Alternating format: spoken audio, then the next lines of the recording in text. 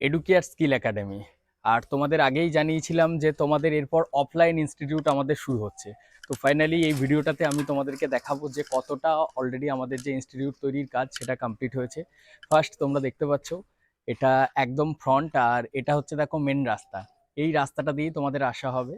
আর আমাদের এই যে প্রথম তো তোমরা ভেতরে প্রবেশ করছি, দেখো কোন জায়গাতে কোন লোকেশন বা তোমরা কিভাবে আসবে এখানে সেই সব কিছু আপডেট পাবে। তো আমরা এটা হচ্ছে মেন এন্ট্রান্স একটা। এই এন্ট্রান্স দিয়ে ঢোকার পর এখানে একটা গ্যারেজ ঘর বা রিসেপশন টাইপের করা হচ্ছে। এই রুমটাও যথেষ্ট বড় রাখা হয়েছে। দেখো আমি যাচ্ছি ভেতরে। তো এটা জাস্ট কনস্ট্রাকশন হয়েছে, ঢালাইটা এটার কমপ্লিট হয়ে গিয়েছে ঢালাই। আর এরপর ভেতর দিয়ে প্রবেশ করতে হবে, আর ঢুকেই এখান থেকে সিঁড়ি, এটা দিয়ে সেকেন্ড ফ্লোরে যাওয়ার জন্য। তারপর দেখো আমরা যখন প্রবেশ করব, প্রবেশ করার পর এটা একদম লম্বা কমন, এটা একটা কমন স্পেসেজ হয়ে যাচ্ছে। এখান থেকে তোমাদের যে একটা স্মার্ট ক্লাসরুম যেগুলো আমাদের তৈরি হচ্ছে, এখানে দেখো আমরা যে অটোক্যাডের জন্য অফলাইনে শুরু করার কথা বলা হয়েছিল, তো ঠিক আসার পর এই যে রুমটা দেখতে পাচ্ছ, একটা বড় রুম রাখা হয়েছে। এটাও অনেকটা লম্বা, অনেকটা স্পেস নিয়ে।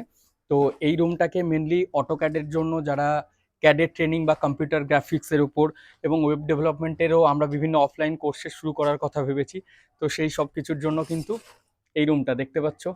আর সবটাই কিন্তু কলম, এবং কলমের ওপরই কিন্তু বিল্ডিংটা হচ্ছে, মানে নর্মালি উইদাউট কলম তৈরি করা হচ্ছে না। এখানে একটা অ্যাটাচ বাথরুম থাকছে।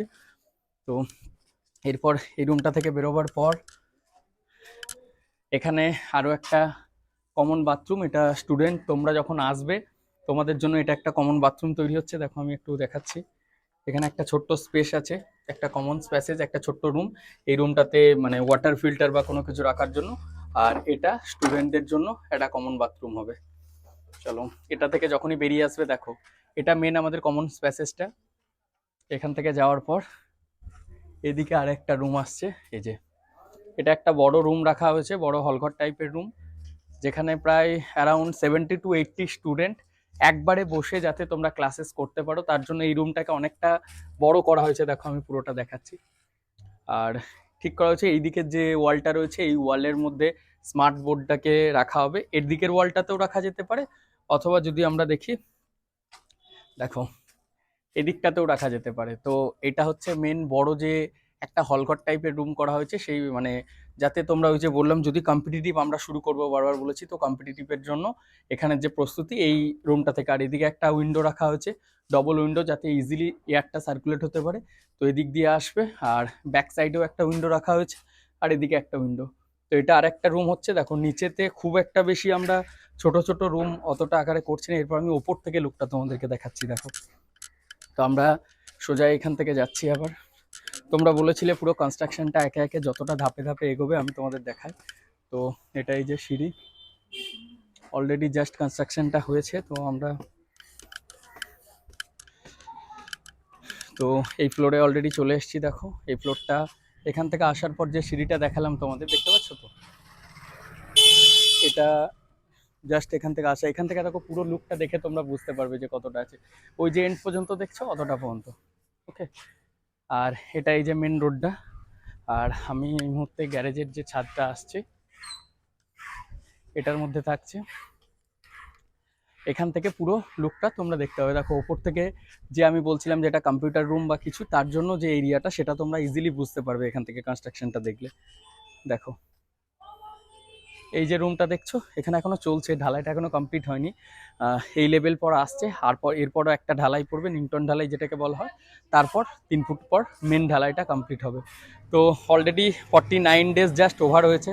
তো খুব একটা বেশি মানে ডে পার করতে পারছি না, মানে ধীরে ধীরে মাঝে কিছুটা কনস্ট্রাকশনে, কারণ বালির যে বর্ধমানে প্রচুর ক্রাইসিস শুরু হয়ে গিয়েছিল। তো বালির খাদান বন্ধ হয়ে যাওয়ার জন্য আমাদের কাজটা বেশ কিছুদিন বন্ধ ছিল। তো তারপর কিন্তু আবার অনেকটাই কাজ এগিয়ে গিয়েছে। আমরা অপেক্ষা করছি ধীরে ধীরে যতটা তাড়াতাড়ি কমপ্লিট হয়ে যাওয়ার। কারণ দেখো আমারও একটা হেডেক থাকছে, সারাটা দিন এই সাইডটাতে থাকতে হচ্ছে। না থাকলে তো দেখো সবসময় সব কাজ পুরোটা দেখতে পাচ্ছ তো। কাজ অলরেডি চলছে, যেভাবে ধীরে ধীরে এগোবে আমি ছোট্ট ছোট্ট মিনি ব্লগ টাইপেরও তোমাদের কাছে তুলে ধরছি, যাতে তোমরা বুঝতে পারো। আর এই যে রুমটা, এই রুমটা একটু স্পেশালভাবে ভাবছি, কারণ এই রুমটাকে মেনলি আমি একটা অফিস রুম করবো ভাবছি। কারণ এখান থেকে দেখো ওপেন উইন্ডো রেখে দেওয়া হচ্ছে, মানে এটা পুরোটা ওপেন থাকছে একদম, যেহেতু সামনেই রাস্তা। এটা দেখো রাস্তা, এটা একটা 14 ফুটের পুরো কমন রাস্তা, তো সেক্ষেত্রে এটাকে ওপেন রেখে দেওয়া হচ্ছে। আর এখানে আমি অফিসটা মানে এই যে হবে এটাই আমি স্টুডিও কাম একটা অফিস করতে চাইছি। 3rd ফ্লোরে আরও আমার একটা স্টুডিও থাকবে, বা যখন মানে মাল্টিপল টিচার যদি ক্লাসেস নেয় সেক্ষেত্রে তো আমাদের ক্লাসরুমগুলো একটু বেশ বড় বড় রাখতে হচ্ছে, যেহেতু অফলাইনে তোমরা যদি আসতে চাইছো বা দূর থেকে যখন আসবে যাতে তোমরা ক্লাসেসগুলি সবভাবে করতে পারো। তো কেমন হচ্ছে তোমরা অবশ্যই জানিও। যারা যারা দেখো, যারা আমার শুভাকাঙ্ক্ষী আছো, তোমরা অনেকদিন ধরেই হয়তো অনেকেই জানতে ব্যাপারটা, বাট সবাই জানতে না, তো সবার কাছে আমি ধীরে ধীরে কনস্ট্রাকশনটা যেভাবে এগোচ্ছে আমি তোমাদেরকে দেখাতে থাকছি। আর এরপর ঢালাই কমপ্লিট হোক, সব কিছু হোক, তারপর দেখাবো। দেখো সত্যি বলতে একটা নিজের স্বপ্নকে এইভাবে সত্যি করা, আজকে সব কিছু তোমরা না থাকলে কোনোদিন পসিবল হতো না। একটা ছোট্ট জায়গা থেকে শুরু করে আজকে একটা অনলাইন থেকে আজকে অফলাইন একটা ইনস্টিটিউট তৈরি করছি, যেখানে শুধুমাত্র যে ইঞ্জিনিয়ারিং স্টুডেন্টরাই এসে বেনিফিট পাবে এটা কিন্তু একদমই না। আমি কখনোই মানে একটা ওয়েতে আমি লিমিটেড, কারণ আমরা গভর্নমেন্টের কম্পিটিটিভ অলরেডি শুরু করে দিয়েছি। এরপর যারা গভর্নমেন্টের